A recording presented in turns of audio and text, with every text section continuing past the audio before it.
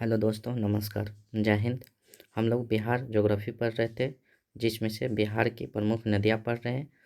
उसमें से हम लोग पढ़ चुके हैं गंगा, घाघरा, गंडक, बागमती और कमला। आज हम देखेंगे कोसी, महानंदा, कर्मनाशा, सोन, पुनपुन और फल्गु नदी। चलिए सेशन को स्टार्ट करते हैं।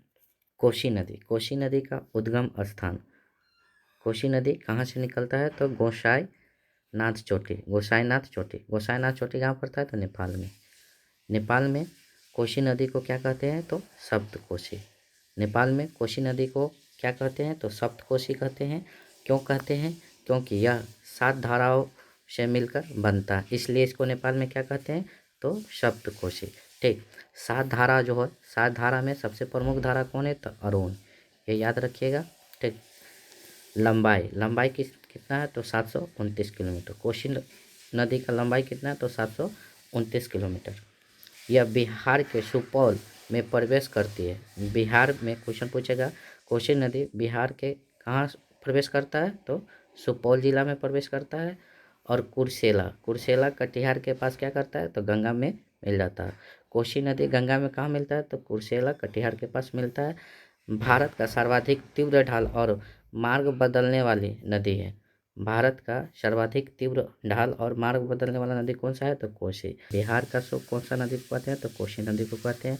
कोसी नदी घाटी परियोजना कब बना था? तो 1954 में। क्वेश्चन पूछेगा, कोसी नदी घाटी परियोजना कब बनकर तैयार हुआ था? तो 1954 में, भारत और नेपाल के बीच में। कोसी नदी घाटी परियोजना 2 देशों के बीच में है। कौन कौन? तो भारत और नेपाल के बीच में। बिहार के शोक किसे कहते हैं? तो कोसी नदी को कहते हैं। बंगाल के शोक किसे कहते हैं? तो दामोदर नदी को कहते हैं। उड़ीसा के शोक किसे कहते हैं? तो महानदी को कहते हैं। मध्य प्रदेश के जीवन रेखा को नदी कहते हैं? तो नर्मदा नदी को कहते हैं। नर्मदा नदी, देखिए नर्मदा नदी है ना, तो भ्रंश घाटी का निर्माण करता है। नर्मदा नदी कौन सा घाटी? तो भ्रंश घाटी का निर्माण करता है। 2 नदी है भारत में, 2 नदी है जो भ्रंश घाटी का निर्माण करता है। कौन कौन? तो नर्मदा और ताप्ती। और ये कहाँ गिरती है? तो खंभात के खाड़ी में। ठीक, यानी कि ये पश्चिम की तरफ बहते हुए कहाँ गिर जाती है? तो खंभात की खाड़ी में। आंध्र प्रदेश के जीवन रेखा कौन सा नदी को कहते हैं? तो गोदावरी नदी को कहते हैं। आंध्र प्रदेश के जीवन रेखा कौन सा नदी कहते हैं? तो गोदावरी नदी कहते हैं। इसे दक्षिण गंगा कहते हैं। गोदावरी नदी को ही कौन सा गंगा कहते हैं? तो दक्षिण गंगा कहते हैं। लेकिन दक्षिण की गंगा पूछेगा तो कौन हो जाएगा? तो कावेरी नदी। दक्षिण की गंगा पूछेगा तो कौन सा नदी हो जाएगा? तो कावेरी नदी। ठीक, गोवा के जीवन रेखा कौन सा नदी को कहते हैं? तो मांडवी नदी को कहते हैं। चीन का शोक कौन सा नदी को कहते हैं? तो हांगहो नदी को कहते हैं। चीन का शोक कौन सा नदी को कहते हैं? तो हांगहो नदी को कहते हैं। ठीक,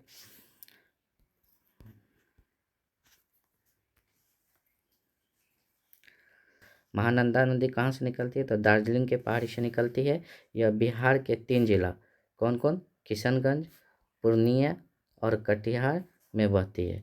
महानंदा नदी किस कौन कौन जिला में बहता है? तो किशनगंज, पूर्णिया और कटिहार में बहती है। महानंदा नदी गंगा में कहाँ मिलता है? तो मालदा में। ठीक, मालदा कहाँ पड़ता है? तो पश्चिम बंगाल में। यहाँ पर आकर क्या मिलता है? गंगा में आकर मिल जाता है। उत्तर बिहार का सबसे पूर्वी नदी कौन सा है? तो महानंदा नदी है। ठीक, महानंदा नदी कहाँ पर मिलता है? गंगा में, मालदा के पास। मालदा कहाँ पड़ता है? तो पश्चिम बंगाल में। कर्मनाशा नदी कहाँ से निकलती है? तो विंध्य पहाड़ी से। कहाँ से निकलती है? तो विंध्य पहाड़ी से निकलती है। कहाँ पड़ता है? तो मध्य प्रदेश है। ठीक, बिहार और यूपी के बीच क्या करता है? ये सीमा बनाती है। बिहार और यूपी के बीच सीमा बनाती है। चौसा बक्सर के पास क्या करता है? ये तो गंगा में मिल जाता है। कर्मनाशा नदी गंगा में कहाँ मिलता है? तो चौसा बक्सर के पास गंगा में मिल जाता है। यह दक्षिण बिहार का सबसे पश्चिमी नदी है। क्वेश्चन पूछेगा, दक्षिण बिहार का सबसे पश्चिमी नदी कौन है? तो कर्मनाशा नदी को ही क्या बोलते हैं? अपवित्र नदी बोलते हैं। सोन नदी का उद्गम स्थान कहाँ है? कहाँ से निकलती है? तो अमरकंटक की पहाड़ी मैकाल श्रेणी से निकलती है। क्वेश्चन पूछेगा, सोन नदी कहाँ से निकलती है? तो अमरकंटक के पहाड़ी नहीं रहेगा तो मैकाल श्रेणी। कहाँ से? मध्य प्रदेश से ये निकलती है। यह रोहतास में प्रवेश करता है। कहाँ प्रवेश करता है? बिहार में पूछेगा तो कहाँ प्रवेश करता है? तो रोहतास में पटना दानापुर के पास कहाँ मिल जाता है? तो गंगा में मिल जाता है। पटना दानापुर के पास किस में मिल जाती है? तो गंगा में मिल जाती है। सोन नदी घाटी परियोजना कब बनकर तैयार हुआ था? तो 1874 में। यह बिहार के सबसे पुराने क्या है? तो नदी घाटी परियोजना। क्वेश्चन पूछेगा बिहार के सबसे पुरानी नदी घाटी परियोजना कौन है? तो सोन नदी घाटी परियोजना। सोन नदी पर स्थित बांध कौन कौन सा है? तो डेडरी बांध है और इंद्रपुरी बांध है। डेडरी बांध कौन सा नदी पर है? तो सोन नदी पर स्थित है। इंद्रपुरी बांध कौन सा नदी पर है? तो सोन नदी पर है। सोन नदी पर है। कहाँ है? तो ये दोनों बांध किस जिला में है? तो रोहतास जिला में है। डेडरी बांध और इंद्रपुरी बांध कौन सा जिला में स्थित है? तो रोहतास जिला में स्थित है। ठीक। वान सागर बांध कहाँ है? तो मध्य प्रदेश में है। मध्य प्रदेश में स्थित है। कौन सा नदी पर है? तो सोन नदी पर। क्वेश्चन पूछेगा वान सागर बांध कौन सा नदी पर स्थित है? तो सोन नदी पर स्थित है। पुनपुन नदी झारखंड के पलामू जिला के छोटा नागपुर के पठार से निकलता है। पुनपुन नदी कहाँ से निकलता है? तो छोटा नागपुर के पठार से निकलता है। छोटा नागपुर कहाँ पड़ता है? तो झारखंड में पड़ता है। यह औरंगाबाद जिला में क्या करता है? प्रवेश करता है। औरंगाबाद जिला में क्या करता है? तो ये बिहार में प्रवेश करता है। औरंगाबाद जिला से अब फतुहा के पास गंगा में मिल जाता है। पुनपुन नदी गंगा में कहाँ मिलता है? तो फतुहा के पास। पुनपुन नदी गंगा में कहाँ मिलता है? तो फतुहा के पास। फल्गु नदी ये कहाँ से निकलती है? तो हजारीबाग से निकलती है। यानी कि कहाँ से? झारखंड से निकलती है। फल्गु नदी निरंजना और मोहाना ये दोनों नदी के संयुक्त धारा को ही क्या बोलते हैं? फल्गु नदी बोलते हैं। गौतम बुद्ध के ज्ञान की प्राप्ति हुई थी कौन सा नदी पर?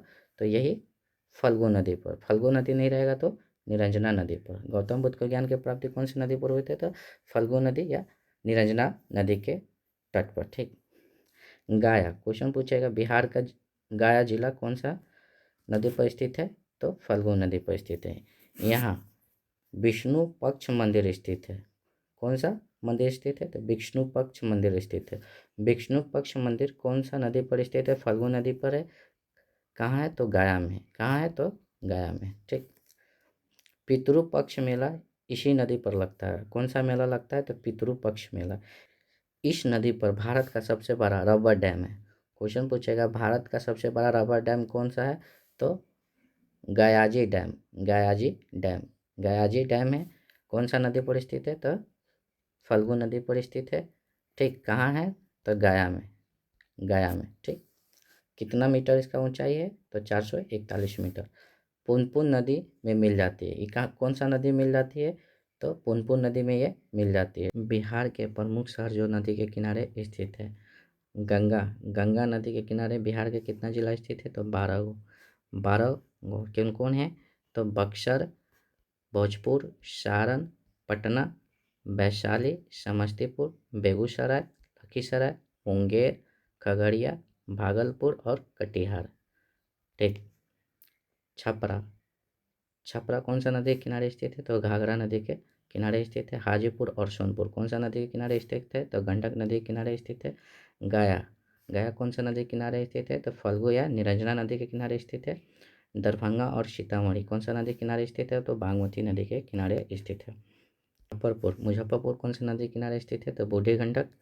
खगड़िया कौन सा नदी के किनारे स्थित है? तो बूढ़ी गंडक।